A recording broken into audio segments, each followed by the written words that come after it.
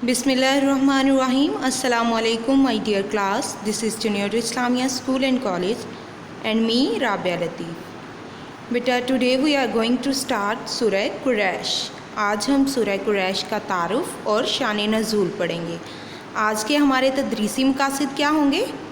इस सूरत के पढ़ने के बाद तलबा इस काबिल हो जाएंगे कि जानते हों।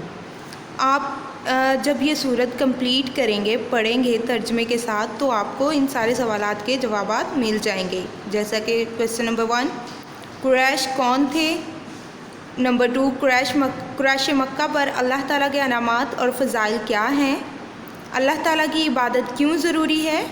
और अल्लाह ताला ने कुरैश मक्का को ये एजाज़ात क्यों अता फ़रमाए? ओके माय डियर स्टूडेंट्स, अब हम चलते हैं शान नज़ूल और तारुफ़ की तरफ।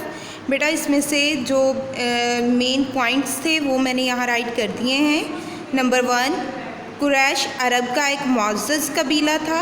आप सल्लल्लाहु अलैहि वसल्लम का ताल्लुक़ भी इस कबीले से था।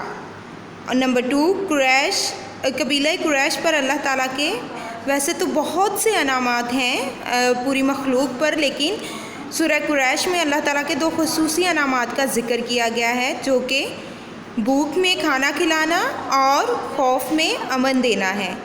नंबर 3, कुरैश के लोग तिजारती सफ़र के लिए सर्दियों में यमन और गर्मियों में शाम की तरफ जाते थे। और बेटा, जब सफ़र के दौरान जब लूटमार होती थी, लेकिन अल्लाह ताला ने कुरैश वालों को इससे महफूज रखा। यानी कि जब भी वो सफ़र के लिए यमन या शाम की तरफ जाते थे तो कफ़ार मतलब जो डाकू होते थे वो इन पर हमलावर नहीं होते थे, क्योंकि कुरैश का कबीला बहुत मुअज़्ज़ज़ कबीला था और कुरैश के लोगों के पास ही खाना काबा के सारे इंतज़ामात थे, जिसकी वजह से लोग उनकी इज़्ज़त करते थे और उनका एहतराम करते थे। ओके बेटा, यू हैव टू लर्न